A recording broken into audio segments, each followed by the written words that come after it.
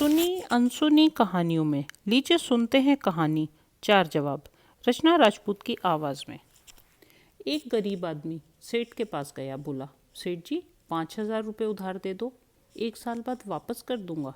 सेठ ने 5% ब्याज से उसे पैसा दे दिया।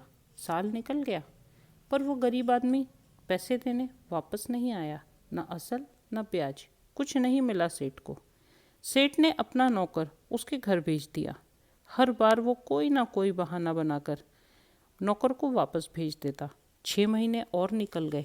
अब सेठ ने सोचा, मैं खुद ही जाकर पता लगाता हूँ कि पैसे आखिर वो क्यों नहीं दे रहा है, क्या बात है देरी की। तब वो उस आदमी के घर गया। बाहर एक 10 साल की बच्ची बैठी थी। सेठ ने बच्ची से पूछा, गुड़िया तुम्हारे बापू कहाँ हैं? मैं सेठ दारू वाला हूँ, गुड़िया बोली। बापू तो स्वर्ग का पानी रोकने गए हैं। सेठ ने सोचा, लड़की थोड़ी पागल है। तुम्हारी माँ कहाँ है गुड़िया? वो तो 1 का 2 बनाने गई है। अच्छा, बहुत खूब। और तेरा भाई? वो तो बेवजह का झगड़ा मोल लेने गया है। बड़ी अजीब बातें करती है।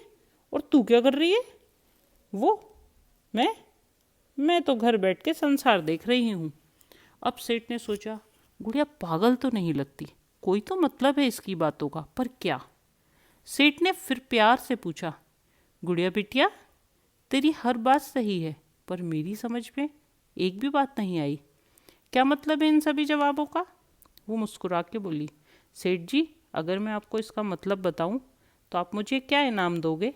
बिटिया जो चाहो मैं तुम्हें दे दूंगा। तो सेठ जी जवाब का मतलब तो मैं आपको बता दूंगी, पहले आपको मेरे बापू का दिया हुआ कर्जा असल और ब्याज दोनों माफ़ करना होगा। बोलो मंजूर है?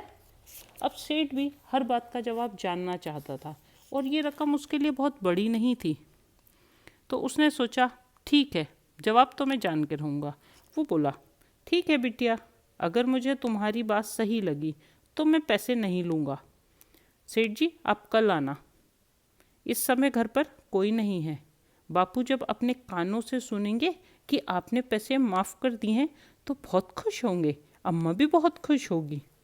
सेठ अगले दिन आया, आके बोला, बता बिटिया क्या मतलब था उनका? बच्ची बोली, बापू स्वर्ग का पानी रोकने गए हैं।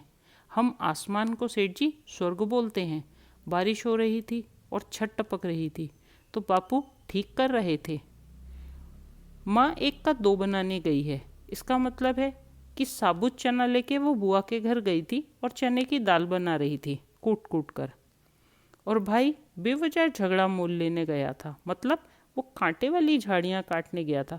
कोई अपने आप को जान के अगर कांटे लगवाएगा तो बेवजह झगड़े जैसा ही बात है ना। और मैं घर बैठे संसार देख रही हूँ का मतलब है भात पका रही थी। जब आप आए तो मैं 1 चावल का दाना देखकर बाहर ही आई थी।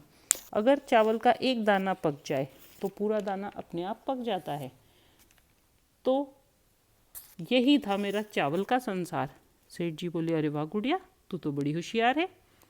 ये बात कल क्यों नहीं बोली बेटी? क्योंकि सेठ जी कल माँ बापू कोई भी घर पे नहीं था, और अगर मैं उन्हें बताती भी कि आपने हमारा कर्जा माफ़ कर दिया तो वो मेरी बात मानते भी नहीं। सेठ जी बोले, बिटिया तुम स्कूल जाती हो क्या? नहीं सेठ जी। तो ठीक है, अब कल से स्कूल जाओ। मैं जब तक तुम पढ़ाई करोगी सारा खर्चा मैं उठाऊंगा, तुम्हारे स्कूल की फ़ीस मैं भरा करूंगा। और ये लो तुम्हारा 2,000 रुपये का इनाम। नमस्कार।